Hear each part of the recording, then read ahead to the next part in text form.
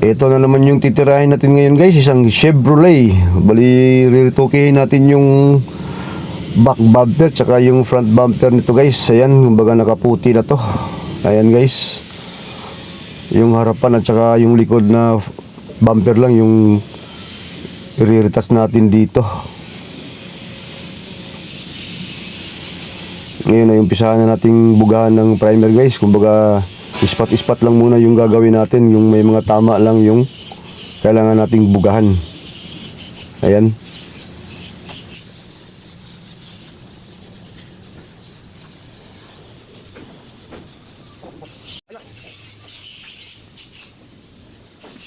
Ganon din sa front na bumper guys, no? Yung mga may tama lang yung kailangan nating lagyan ng primer, hindi na natin buuin to.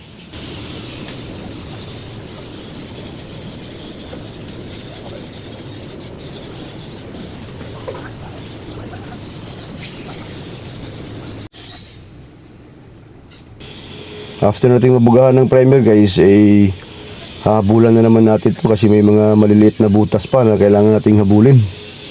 Kumbaga gumamit tayo ng polyester puti. Ayan, yung dilaw na puti guys. Kumbaga manipis lang yung pagkakalagay natin dito guys. Kasi yung kailangan lang nating takpan yung mga maliliit na butas lang. Ayan.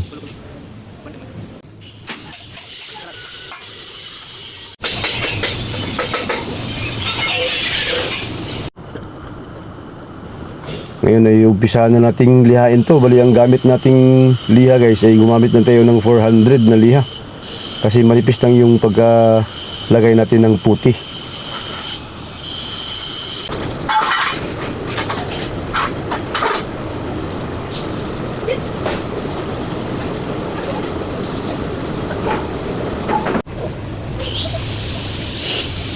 Matapos nating malagyan ng liha guys ay pinunasan natin tsaka bubugahan natin ng first coat to. Ayan, silver. Ito yung first coat natin guys. Yung ginawa natin pagtimpla dito guys ay hindi natin nilabnawan yung silver natin para mabilis magtakip kasi hindi tayo gumamit ng primer pa ulit. Niliha lang natin tapos nirekta na natin bugahan ng silver guys. Bali ang gagawin natin dito ay dalawang ulit nating papatungan ng kulay na silver to para hanggang sa magpantay yung takip niya.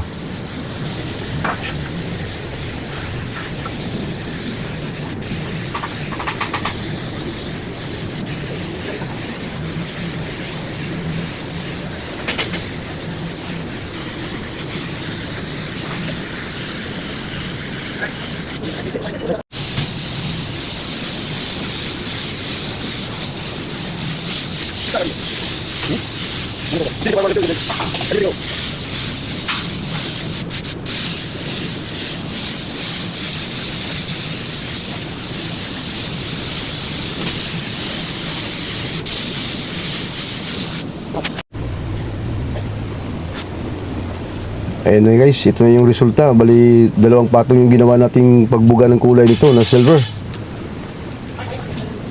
Ngayon ay papatuyin natin saglit tapos bubugahan na naman natin to ng clear coat.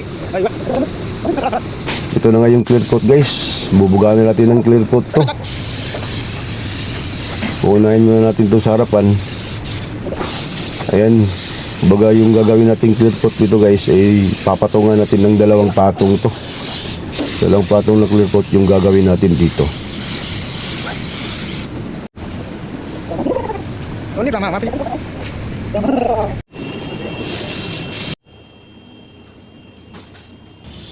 At ayun na nga guys, matapos nating mabugahan, ito na yung resulta niya. Ayan. Pwede nang tanggalan ng papel to. Ito yung sa likod guys na bumper. Nabugahan na rin natin ng clear coat to. Bali dalawang patong din yung ginawa natin guys. Ayan.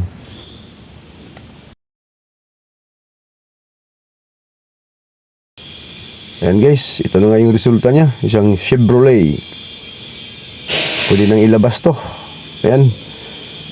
Maraming salamat sa panonood guys. At God bless us all.